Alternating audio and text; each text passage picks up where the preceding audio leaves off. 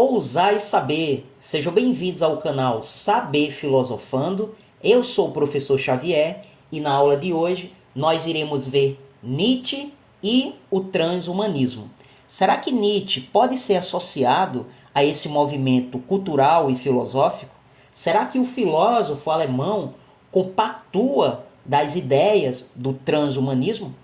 É isso que nós iremos ver na aula de hoje. Mas antes que vocês deem continuidade à aula de hoje, é importante com que vocês assistam 3 aulas que já se encontram disponíveis no canal. As 2 primeiras aulas, elas são relacionadas ao pensamento de Nietzsche. São elas Genealogia dos Valores Morais e Übermensch. Essas 2 aulas, elas se encontram no card relacionado ao pensamento de Nietzsche. A terceira aula é a aula relacionada ao transhumanismo. Essa aula ela se encontra no card do transhumanismo. É importante com que vocês assistam essas 3 primeiras aulas para que vocês possam ter ciência daquilo que foi discutido nessas aulas e assim possam chegar até esta aula de hoje com todo o conhecimento já bem estabelecido para que vocês não se percam.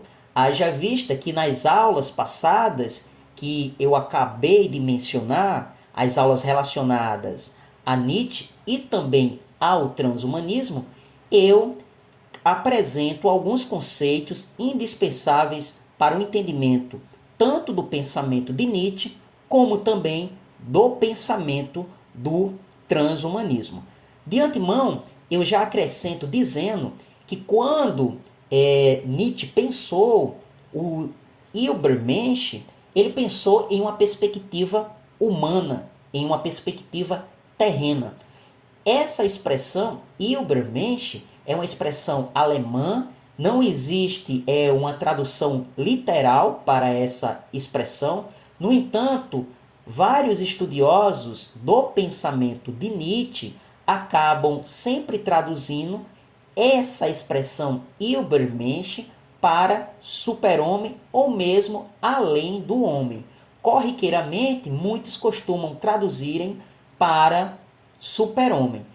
No entanto, quando se faz esse tipo de tradução, há sempre equívocos por parte de alguns apressados em querer já tirar conclusões no pensamento do filósofo, e aí acabam intuindo que esse super-homem é algo relacionado a um ser superior, a um ser poderoso, com poderes sobrenaturais, mas não tem nada a ver com isso, não tem nenhuma relação com um super-homem, um super-herói de filmes, de ficção ou até mesmo quadrinhos. Esse super de Nietzsche é um super-homem por não compactuar com ideias que acabam colocando o ser humano em uma condição de penúria, que acaba mostrando para o próprio homem que ele é um erro, que viver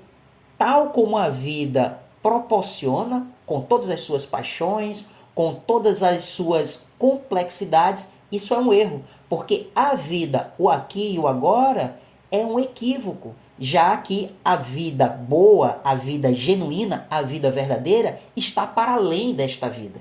Então, essa ideia é uma ideia moral que Nietzsche enxerga como sendo algo nocivo e que, portanto, o super-homem ou o Übermensch, ele é justamente um além do homem por estar além dessas ideias. Então, é isso, falando resumidamente, o que constitui o Übermensch de Nietzsche.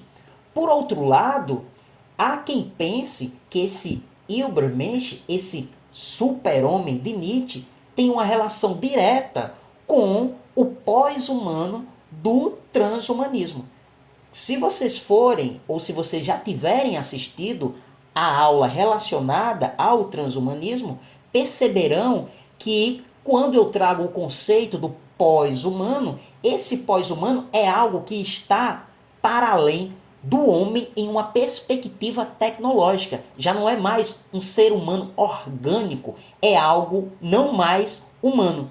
Nesse sentido, isso que o transhumanismo pensa não tem nenhuma relação com o que Nietzsche pensou acerca do super-homem. E é isso que nós iremos destrinchar na aula de hoje. Essa introdução se fez necessária fazê-la a fim de que eu possa inseri-los na discussão que doravante irá iniciar. Pois bem, diante da ideia de superar o homem pensada por Nietzsche e idealizada com o transhumanismo, cuja força teórica alargou-se durante as primeiras décadas do novo milênio, há quem assemelhe o Übermensch de Nietzsche ao pós-humano deste movimento, uma vez que o filósofo alemão pensou o Übermensch sobre o entendimento de que o homem é ponte e não fim, ou seja, sobre o entendimento de transição do homem. Devido a isso, o Übermensch de Nietzsche é assemelhado ao pós-humano do transhumanismo sob a interpretação de que Nietzsche compreendera, assim como o transhumanismo compreende, que o homem não é o estágio final da evolução humana. Sorgner, teórico do transhumanismo, por exemplo, assemelha o pós-humano a o Übermensch na crença de que ambos são semelhantes. Sorgner, com sua interpretação particular acerca da filosofia de Nietzsche, afirmou que, embora Nietzsche não tenha argumentado que um progresso evolucionário envolvendo os seres humanos estivesse próximo de acontecer, o filósofo concorda com os transhumanistas acerca da ideia de que, caso a espécie humana não desapareça, sua evolução acontecerá, pois, segundo o próprio Sorgner, Nietzsche não excluía a possibilidade de a tecnologia ocasionar o passo evolutivo. Não à toa o filósofo, segundo Sorgner, enfatizou a importância da ciência para o futuro e era a favor do aprimoramento.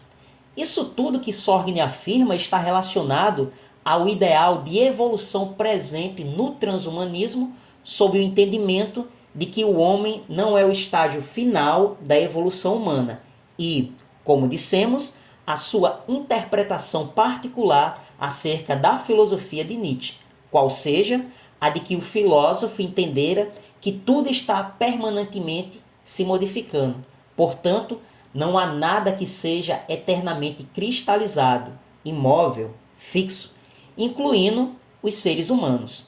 A partir deste entendimento, Sorgner encontrou argumento para associar Nietzsche ao transhumanismo, como se o filósofo defendesse um porvir em que os limites entre seres humanos e máquinas fossem diluídos em favor do progresso. No entanto, é sabido que essa associação, por si só, é insustentável, sobretudo quando nos deparamos com o antidarwinismo de Nietzsche. Aspas, como espécie, o homem não está em progresso. O nível da espécie não se eleva. Vejo por toda parte o predomínio e a sobrevivência daqueles que comprometem o valor da vida. O erro da escola de Darwin tornou-se-me um problema. Como se pode ser cego de modo a justamente aqui se ver falsamente. Que as espécies apresentem um progresso é a mais desarrazoada afirmação do mundo. Fecha aspas. Sorgner não se atentou que Nietzsche imaginou tão somente a evolução humana em uma perspectiva moral, sem a idealização de que isso faria do homem um ser perfeito, capaz de contribuir para um mundo melhor. Não à toa, Bostrom, antes mesmo das afirmações de Sorgner, já havia alertado que o que Nietzsche pensou não foi uma transformação do homem por vias tecnológicas, mas uma espécie de evolução pessoal capaz de superar a moral de escravo. Dito isto, É importante dizer que a superação do homem imaginada pelo filósofo alemão não deve ser confundida com o imperativo moral presente na agenda do transhumanismo de que a partir do melhoramento e aprimoramento da nossa constituição biológica atual, o mundo se tornará um lugar melhor. Pois Nietzsche nutria desprezo por aqueles que idealizavam melhorar a condição humana. Nietzsche não é a favor da tecnicização humana. Cogitá-lo como aquele que favoreceria, por exemplo, a técnica genética como forma de aprimoramento humano é a mais uma apropriação descabida da sua filosofia. Não à toa, Babbage, segundo Persson, desconfiou da maneira na qual Sorgen se apropriou de Nietzsche e o associou ao transhumanismo, uma vez que este movimento é mais uma expressão do ideal que manifesta ódio à contingência humana, expresso na ideia de perfeição e imortalidade, que é, diga-se de passagem, anti-nietzschiana. Dito isto, fica evidente de que não há razão para tentar forçar uma conexão da filosofia de Nietzsche com o transhumanismo, mesmo porque o filósofo nunca defendeu ideias prototipicamente transhumanistas.